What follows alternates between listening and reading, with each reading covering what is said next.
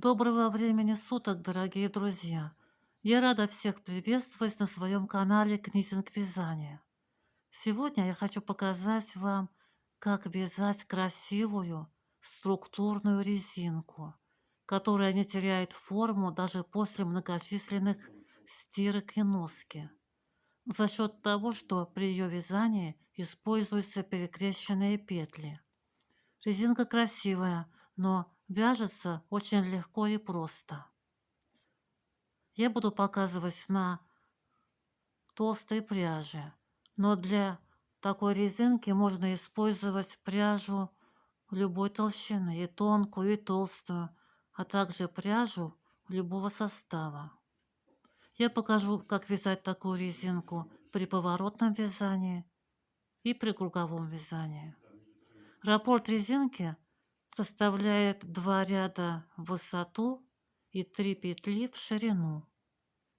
Петли набираем на 2 спицы, для того, чтобы легче было провязывать перекрещенные петли. Для поворотного вязания я набрала 15 петель, число петель, которое делится на 3 плюс 2 петли кромочные, плюс 1 петля для симметрии. Всего я набрала 18 петель. Первый ряд лицевой.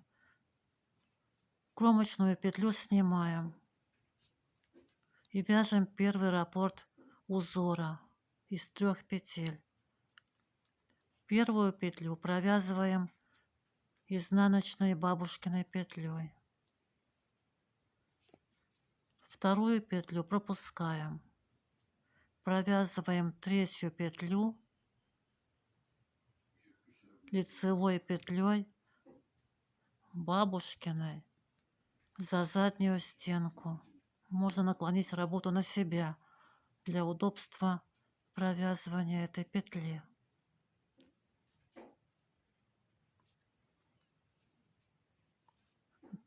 Но петли не сбрасываем.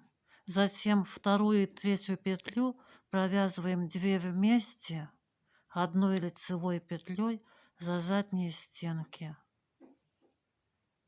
Провязали первый раппорт узора. И затем повторяем этот раппорт до конца ряда. Раппорт узора – это постоянно повторяющийся фрагмент узора. Итак, провязываем следующий раппорт из 3 петель. Первую петлю провязываем изнаночной бабушкиной. Вторую петлю пропускаем. Третью петлю провязываем лицевой петлей за заднюю стенку. Но петли не сбрасываем. Затем провязываем 2 петли вместе за задние стенки одной лицевой петлей. И так повторяем до конца ряда. Первую петлю провязываем изнаночной бабушкиной, вторую петлю пропускаем, третью петлю провязываем лицевой петлей за заднюю стенку. Петли не сбрасываем. Затем 2 петли провязываем лицевой бабушкиной петлей за задние стенки. Провязали еще один раппорт. Провязываем следующий раппорт. Изнаночная бабушкина петля. Третью петлю провязываем лицевой бабушкиной петлей, пропуская вторую петлю. Затем вторую и третью петлю провязываем 2 петли вместе одной лицевой за задние стенки. Провязали еще один раппорт. И так повторяем до конца ряда. Первая петля изнаночная бабушкина, вторую пропускаем, третью провязываем лицевой бабушкиной петлей за заднюю стенку, но петли не сбрасываем. Вторую и третью петли провязываем 2 вместе одной лицевой изнаночной бабушкиной за задние стенки. Провязали еще один раппорт. И так повторяем до конца ряда. В конце ряда остается 2 петли.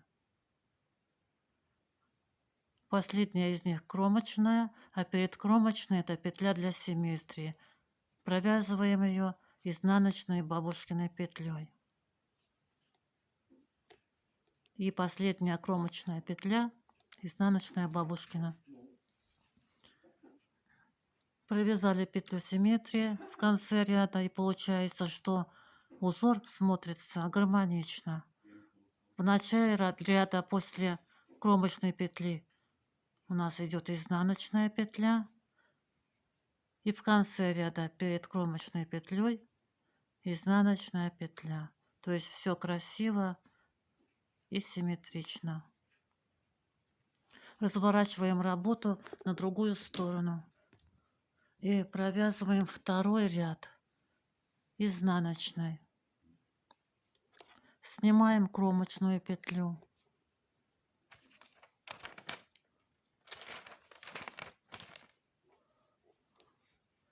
Провязываем петлю для симметрии лицевой петлей за заднюю стенку. Затем провязываем 2 изнаночные петли. И так повторяем до конца ряда. 1 лицевая петля, 2 изнаночные петли. 1 лицевая петля, 2 изнаночные петли.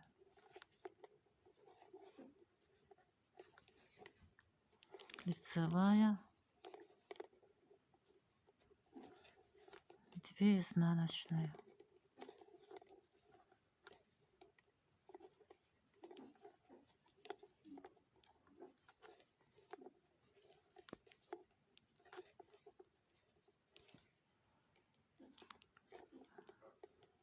И лицевая петля в конце ряда. Последняя петля кромочная, изнаночная бабушкина. И далее продолжаем повторять эти 2 ряда на необходимую высоту. При круговом вязании на спице набираем количество петель кратное 3.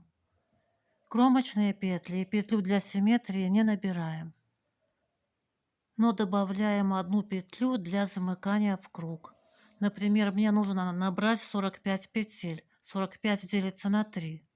Я добавляю 1 петлю для замыкания в круг и набираю 46 петель. Петли замыкаем в круг. Первую петлю с левой спицы переснимаем на правую спицу, набрасываем на нее крайнюю петлю с правой спицы,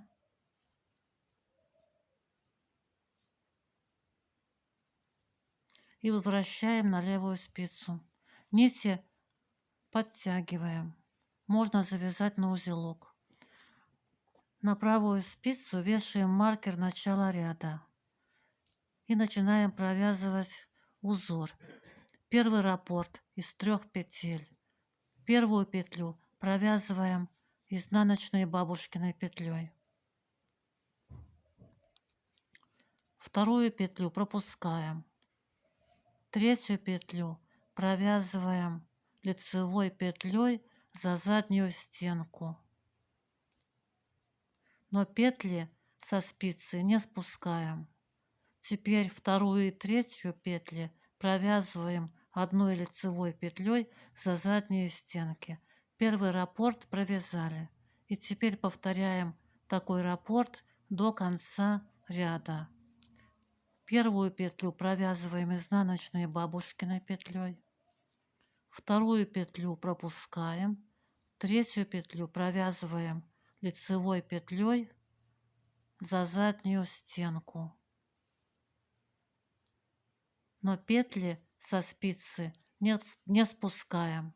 Теперь вторую и третью петлю провязываем 2 вместе 1 лицевой петлей за задние стенки.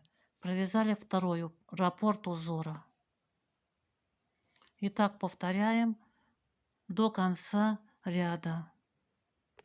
Довязываем первый круговой ряд до конца.